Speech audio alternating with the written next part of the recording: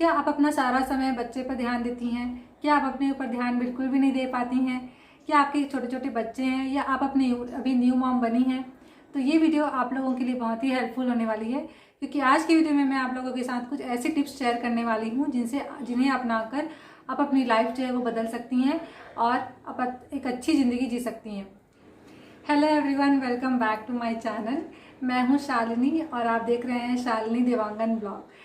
तो आज का वीडियो सारे न्यू मॉमीज़ के लिए है जो भी अभी न्यू मॉम बनने वाले हैं या जिनके अभी छोटे छोटे बच्चे हैं। तो आज की वीडियो में मैं आप लोगों को कुछ ऐसे टिप्स बताऊंगी जिनसे आप अपनी लाइफ को बहुत ही ईजी बना सकते हैं, क्योंकि न्यू मॉम बनने के बाद हमारी जो लाइफ है वो बहुत ही ज़्यादा बदल जाती है। क्योंकि मॉम बनने के पहले और बाद में हमें बहुत सारी प्रायोरिटीज़ जो है हमारी चेंज हो जाती है। हमें अपने से पहले अपने बच्चों का ख्याल रखना पड़ता है और इसी चक्कर में हम अपना कुछ भी केयर नहीं कर पाते हैं। जो भी पर्सनल केयर है अपना हम नहीं कर पाते हैं, तो ये बहुत ही कॉमन चीज़ है। तो आज की वीडियो में मैं आप लोगों के साथ कुछ ऐसा इजी टिप्स जो है वो शेयर करने वाली हूँ जो मेरे खुद के पर्सनल एक्सपीरियंस है। और इन 2 सालों में, मेरी बच्ची अभी 2 साल की है, तो इन 2 सालों में मैंने जो भी कुछ सीखा है और जो भी कुछ एक्सपेरिमेंट किया है, तो वो सभी जो भी चीज़ मुझे मेरे लिए जो बेनिफिशियल था वो आप लोगों के साथ शेयर कर रही हूँ। तो शायद ये आप लोगों के लिए भी बहुत ही हेल्पफुल होगा। तो पहला बात तो ये है कि जितने भी न्यू मॉमीज़ है ना, वो ऐसा फील करती हैं कि बच्चे के बाद उनका सारा टाइम बच्चे की नैपी, सुसु, पॉटी ये सब साफ करने में ही निकल जाता है और अपने लिए कुछ टाइम नहीं निकाल पाती हैं। तो आपको ये करना चाहिए। पहली बात तो ये है कि आपको हमेशा कुछ ना कुछ नया सीखते रहना चाहिए। जैसे कि आप कुकिंग में कुछ भी सीख सकती हैं, बेकिंग सीख सकती हैं, इसमें मेकअप सीख सकती हैं, स्टाइलिंग भी सीख सकती हैं। तो कुछ ना कुछ हमेशा क्रिएटिव करते रहना चाहिए। तो जिससे क्या है ना, आपका माइंड जो है वो डाइवर्ट रहेगा और साथ ही आपको बहुत ही अच्छा फील होगा। और सेकेंड पॉइंट ये है कि आप अपने आप को किसी दूसरे से कभी भी कंपेयर ना करें, क्योंकि प्रेगनेंसी के बाद जो वेट है ना, मॉम लोग का जो वेट रहता है वो बढ़ जाता है। तो ये बहुत ही नॉर्मल चीज़ है और इसमें कोई भी चिंता करने वाली बात नहीं है। उसी के बाद जो वेट है वो नॉर्मल है कि सभी का वेट जो है वो बढ़ जाता है। मेरा भी वेट बढ़ा हुआ था। तो ऐसे में न्यू मॉमीज़ वो क्या करती हैं कि जल्दी जल्दी अपना वेट जो है वो लॉस करने के चक्कर में डाइट वगैरह स्टार्ट कर देती हैं।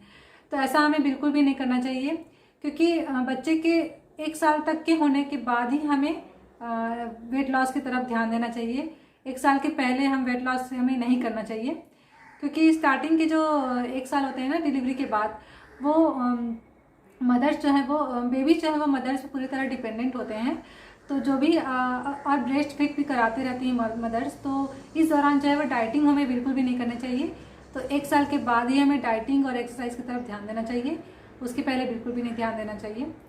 और कंपैरिजन की बात आती है तो कभी भी कंपेयर नहीं करना चाहिए, क्योंकि ये सिर्फ कुछ टाइम के लिए है। कुछ समय के बाद आप फिर से नॉर्मल वेट में आ जाएंगी। एक्सरसाइज वगैरह करके आप अपने आप को नॉर्मलाइज कर लेंगी। इससे कोई टेंशन वाली बात नहीं है कि आपका वेट बढ़ गया है तो आप कैसे वेट कम करेंगे। आपका वेट ऑटोमेटिक कम हो जाएगा। तो देखिए, जब बच्चे छोटे रहते हैं तो हम कहीं भी बाहर जाके शॉपिंग वगैरह नहीं कर पाते हैं। तो इस कंडीशन में आप ना ऑनलाइन शॉपिंग कर सकती हैं। ऑनलाइन में बहुत सारे अच्छे अच्छे वेबसाइट हैं जिसका यूज़ करके आप अपने लिए और अपने बच्चे के लिए भी प्रोडक्ट मंगा सकती हैं। आपको अगर टाइम नहीं मिलता बाहर जाके परचेस करने का, तो आप घर बैठे ही ऑनलाइन शॉपिंग कर सकती हैं और नई चीज़ें मंगा सकती हैं। अगर आपको कभी भी खाली समय मिलता है और आपको अगर कुछ भी चीज़ पसंद है, जैसे कि आपको बुक पढ़ना पसंद है या आपको म्यूज़िक सुनना पसंद है, तो आप उस खाली टाइम को उपयोग कर सकती हैं, जिससे आपका जो माइंड है वो बहुत ही शांत रहेगा। और अगर आप शांत रहेंगी तो आपका बच्चा भी शांत रहेगा। तो ये सारी बातें हैं। हम में से बहुत सी माएँ ऐसी होती हैं जो अपने बच्चे की तुलना किसी दूसरे के बच्चे से करने लग जाती हैं। अगर बच्चे का वेट कम है तो भी हम सोचते हैं कि हमारे बच्चे का वेट कम क्यों है। तो देखिए, ये बहुत सारी चीज़ें डिपेंड करती है। जेनेटिक, कुछ चीज़ें जेनेटिक भी होती हैं।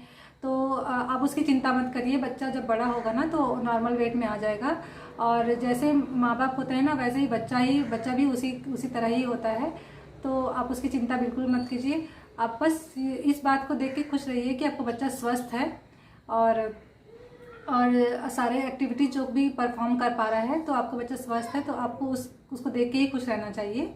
तो कभी भी अपने बच्चे का जो कंपैरिजन है किसी दूसरे के बच्चे से मत करिए। सबसे इम्पॉर्टेंट बात यह है कि आप अपने बच्चे को तो सही खाना खिलाती हैं, सही टाइम पे तो खाना खिला देती हैं, लेकिन आप अपने लिए जो है वो टाइम नहीं निकाल पाती हैं खाना खाने के लिए।